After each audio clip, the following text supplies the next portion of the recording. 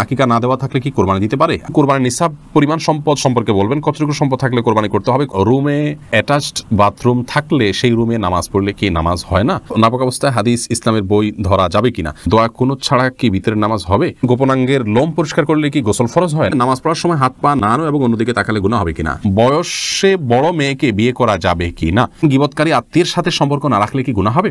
খাটের উপর নামাজ পড়া যাবে কিনা? পরিবারের বাবা বড় ভাইয়ের সামনে মাথায় ওড়না না থাকলে কি পাপ হবে? কেউ যদি নামাজে দোয়া মাসুরা না পড়ে তার নামাজ হবে কিনা? ঘুমের কারণে ফজরের নামাজের সময় উঠতে না পারলে যখন ঘুম ভাঙবে সাথে সাথে কি নামাজ পড়ে নিতে হবে, নাকি ফ্রেশ হয়ে আস্তে ধীরে পড়া যাবে? মহিলারা নামাজে উচ্চস্বরে কেরাত পড়তে পারবে কি না? পেঁয়াজ খেয়ে মসজিদে গেলে কি গুনাহ হবে? হারানো টাকা কি করব? মালিককে অনেক খোঁজাখুঁজির পরেও পাই নাই।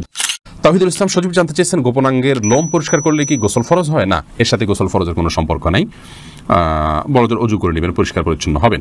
মহিলারা নামাজে উচ্চস্বরে কেরাত পড়তে পারবে কি না, এটা জানতে চেয়েছেন মেঘ রহমান। আপনি মহিলারা উচ্চস্বরে নামাজে কেরাত পড়বেন না, তবে ঘরে যখন নামাজ পড়বেন রাতের নামাজগুলো গুনগুনিয়ে তারা অবশ্যই আদায় করতে পারবেন। আপনি জানতে চেয়েছেন, কেউ যদি নামাজে দোয়া মাসুরা না পড়ে তার নামাজ হবে কিনা? হয়ে যাবে। দোয়া মাসুরা পড়া এটা ফরজ বা ওয়াজিব নয়। এরপরে সুইটি আহমেদ জানতে চেয়েছেন, গীবতকারী আত্মীয়ের সাথে সম্পর্ক না রাখলে কি গুনাহ হবে? গীবতকারী আত্মীয়ের সাথে সম্পর্ক যদি কেউ না রাখেন তাহলে সেক্ষেত্রে অবশ্যই গুনাহ হবে, কারণ গীবত করার কারণে কারোর সাথে সম্পর্ক ছিন্ন করা যাবে না। তিনি অপরাধ করছেন, অপরাধীর সাথে সম্পর্ক ছিন্ন করার নির্দেশ ইসলাম দেয়নি যদি তিনি রক্ত সম্পর্কে আত্মীয় হন। হ্যাঁ, আপনি তার সাথে গীবতের মজলিসে যোগদান করবেন না, সেটিকে অ্যাভয়েড করবেন, কিন্তু সম্পর্ক ছিন্ন করা, তার সাথে যোগাযোগ না রাখা, এটা করা উচিত নয়। এটা অতিরঞ্জন হবে, বাড়াবাড়ি হবে, এবং আত্মীয়তার সম্পর্ক রক্ষা করা অনেক গুরুত্বপূর্ণ বিষয় ইসলামে। ইসমাইল দেওয়ান জানতে চেয়েছেন, পেঁয়াজ খেয়ে মসজিদে গেলে কি গুনাহ হবে? পেঁয়াজ বলতে কাঁচা পেঁয়াজ যদি খান, কাঁচা পেঁয়াজ খেয়ে সেই অবস্থায় মসজিদে যাওয়া নিষেধ, হাদিস স্পষ্ট নিষেধ আছে। তার কারণ হলো মসজিদে ফেরেশতা থাকে, অন্য মানুষরা আছেন, কাঁচা পেঁয়াজ খেলে মুখে দুর্গন্ধ হয়, সেই দুর্গন্ধ নিয়ে মসজিদে গেলে আশপাশের লোকদের কষ্ট হবে, ফেরেশতাদের কষ্ট হবে, সেজন্য হাদিসে নিষেধ আছে। অতএব কাঁচা পেঁয়াজকেও খাওয়ার পর ভালো করে মুখের দুর্গন্ধ দূর করে, সেটি অন্য কিছু খেয়ে হোক, ব্রাশ মেসওয়াক ইত্যাদি হোক, যেভাবে হোক, অন্য কোনো উপায়ে মুখের দুর্গন্ধ দূর করে তারপর তিনি মসজিদে যাবেন না। জোবেদা খানম আপনি জানতে চাইছেন, শাশুড়ি বিনা কারণে কষ্ট দিলে, হিংসা করলে তার কাছ থেকে দূরে থাকলে কি গুনাহ হবে? দূরে থাকা বলতে আপনি তাকে অ্যাভয়েড করে চললেন, অবশ্যই আপনি এটা করতে পারেন, অসুবিধা নেই, কিন্তু একদম সম্পর্ক ছিন্ন করে ফেলা উচিত নয়। সবর জিনিসটা কেন? আপনি অনেক সময় অনেক থেকে কষ্ট পাবেন, কিন্তু তার সাথে সম্পর্ক ছিন্ন না করে কষ্টকে সয়ে নেবেন, এর মাধ্যমে আল্লাহর কাছে আপনি আজর পাবেন। তবে অবশ্যই আপনার ধৈর্যের বাইরে চলে গেলে আপনি তাকে অ্যাভয়েড করতে পারেন।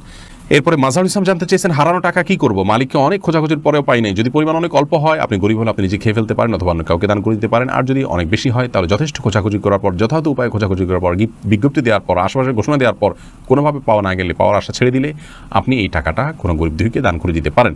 আপনি নিজে অভাবী হলে আপনি নিজেও এটা ভোগ করতে পারেন, তার পক্ষ থেকে সওয়াবটা তার পক্ষে যুক্ত হবে ইনশাআল্লাহ। লামিয়া সুলতানা জানতে চেয়েছেন, পরিবারের বাবা বড় ভাইয়ের সামনে মাথায় ওড়না না থাকলে কি পাপ হবে? না বোন, পাপ হবে না। আপনার বড় ভাই বা বাবার সামনে মাথার ওড়না না থাকলেও পাপ হবে না, কিন্তু ফিতনার এই যুগে যথাসম্ভব আপনি মাথার উপরে ওড়না বা কিছু দিয়ে রাখতে পারলে ভালো, কিন্তু আপনার চুল দেখা গেলে অবশ্যই পাপ হবে না, কোনো অসুবিধা নেই। বিপ্লব জিয়াম আপনি এডি থেকে জানতে চেয়েছেন, আইসক্রিম খাওয়া কিংবা বৃষ্টিতে ভেজার পর ঠান্ডা লেগেছে এমন কথা বললে কি শিরক হবে? সরাসরি এটাতে শিরকে আকবর হবে না, কিন্তু এগুলো যদি এমনভাবে বলেন যে আইসক্রিম খাওয়াতেই হয়েছে, বৃষ্টি ভেজার কারণেই হয়েছে, খুব স্টেজ দিয়ে বা এমনভাবে বললেন যে বোঝা গেল যে এটাই মূল কারণ, একমাত্র কারণ, আপনি নির্দিষ্ট করে দিচ্ছেন, ফিক্স করে দিচ্ছেন, এরকম বললে সেটা শিরকে আসগর হবে, ছোট শিরক হবে, যেটি অ্যাভয়েড করা উচিত বা বর্জন করা উচিত। বৃষ্টি ভিজলাম, এর পরেই ঠান্ডা লেগেছে, আল্লাহ ভালো জানে, হয়তো এই কারণেই হয়েছে, এরকম বলা যেতে পারে। তানহা তাবাসসুম জানতে চেয়েছেন, আমার বাবা মারা গেছেন, আমার আম্মু নাকি 40 দিন জুতা পরতে পারবেন না, এটা কি কুসংস্কার? হ্যাঁ বোন, এটা অবশ্যই কুসংস্কার। আপনার বাবা মারা যাওয়ার কারণে আপনার মায়ের জুতো পরিধান করার ক্ষেত্রে ইসলামী শরীয়তের কোনো বিধিনিষেধ নেই, তিনি যে কোনো ধরনের জুতো পরিধান করতে পারবেন। মোহাম্মদ তানভীর জানতে চেয়েছেন, বয়সে বড় মেয়েকে বিয়ে করা যাবে কি না? অবশ্যই করা যাবে। বয়সে আপনার চাইতে আপনি যাকে বিয়ে করবেন তার বয়স যদি বেশি হয়, বিয়ে করাতে কোনো অসুবিধা নেই।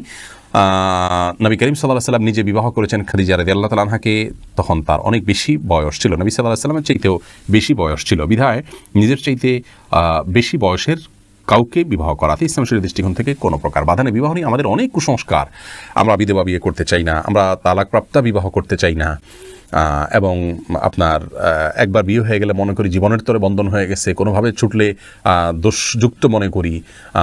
এইগুলোর সবগুলো আমাদের সমাজের অপসংস্কৃতি, এগুলো অনেক অন্যায়ের দুয়ারকে উন্মোচন করে। বিবাহ বিষয়টাকে শরীয়ত অনেক ইজি করেছে। সাহাবায়ে কেরাম পুরুষ হয়তো একাধিক বিয়ে করছেন, সেটাও যেমন তাদের কাছে স্বাভাবিক ছিল, নারীদেরও একাধিক জায়গা বিয়ে হচ্ছে, সেটা সম্পূর্ণ স্বাভাবিক মনে করা হচ্ছে। এখন 2-3 জায়গা বিয়ে হলে, তালাক হলে তাকে মানুষ মনে করে যে লোকটা খারাপ বা ভালো মানুষ নয়। এটি সম্পূর্ণ একটি ষড়যন্ত্র অংশ। ইবলিস আমাদের সমাজকে অস্থিতিশীল করবার জন্য এই কালচারগুলো প্রবেশ করে দিয়েছে সমাজে। এগুলো আমাদের যত বেশি আমরা বুঝতে সক্ষম হব, ততই ইনশাআল্লাহ কল্যাণের পথে অগ্রসর হতে পারবো। ফাহাদ ফাতেমা জানতে চেয়েছেন, ঘুমের কারণে ফজরের নামাজের সময় উঠতে না পারলে যখন ঘুম ভাঙবে সাথে সাথে কি নামাজ পড়ে নিতে হবে, নাকি ফ্রেশ হয়ে আস্তে ধীরে পড়া যাবে? এক্ষেত্রে রাসূল আকরাম সাল্লাল্লাহু আলাইহি ওয়াসাল্লামের যে হাদিস রয়েছে সেটি হলো, মান নামা আন সালাতিন আও নাসিহা ফালইউসাল্লিহা ইযা যাকারাহা ফাইন্না যালিকা ওয়াক্তুহা। যে ব্যক্তি ঘুমিয়ে পড়েছেন এবং ঘুমের প্রাবল্যের কারণে সালাত মিস হয়েছে কিংবা ভুলে গেছেন, এরকম ব্যক্তি যখন স্মরণ হবে অথবা ঘুম থেকে যখন জাগ্রত হবেন তখনই সালাত আদায় করবেন, সেটাই তার ওয়াক্ত। অবশ্যই তিনি ফ্রেশ হয়ে সালাত আদায় করবেন, ফ্রেশ হওয়া সালাত আদায় করতে পারবেন না, কিন্তু ফ্রেশ হওয়ার মানে এই নয় যে ঘন্টাকে ঘন্টা তিনি অন্য স্বাভাবিক কাজকর্ম করে বেড়াবেন আর সালাতকে বিলম্ব করবেন, বরং তার উচিত হবে খুব দ্রুততার সাথে ফ্রেশ হয়ে সালাত আদায় করে নেওয়া। জান্নাতুল ফেরদাউস আপনি জানতে চেয়েছেন, খাটের উপর নামাজ পড়া যাবে কি না? জি, অবশ্যই যাবে। খাটের উপর নামাজ পড়াতে কোনো অসুবিধা নেই। অনেকে মনে করেন যে খাটের উপরে বা বিছানা চাদর উপর নামাজ পড়া যায় না। বিছানা চাদর ধোয়া থাকে, পরিষ্কার থাকে, নাপাক দেখা না যায়, কোনো নাপাকের আলামত না থাকে, তাহলে সেখানে সালাত আদায় করতে কোনো অসুবিধা নেই।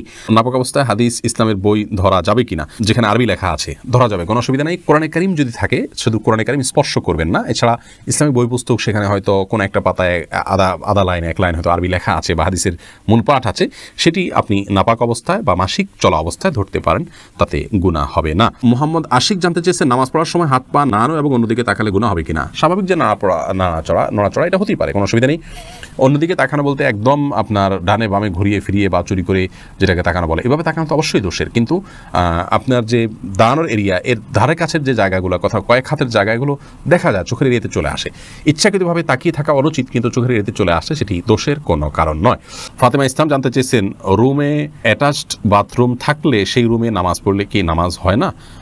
এটা কতটুকু সঠিক? না, এটা ভুল কথা। অ্যাটাচ বাথরুম থাকলে সেখানে নামাজ হবে না এমন কোনো কথা কোরআন অথবা হাদিসের কোথাও বলা হয়নি।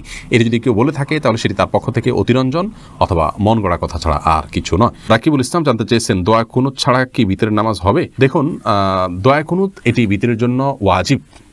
অনেক ওলামা ইকরাম এটিকে সুন্নাহ বলেছেন, যেমন আরবিয়ান স্কলাররা, সৌদি ওলামা ইকরাম এটিকে সুন্নাহ বলেছেন।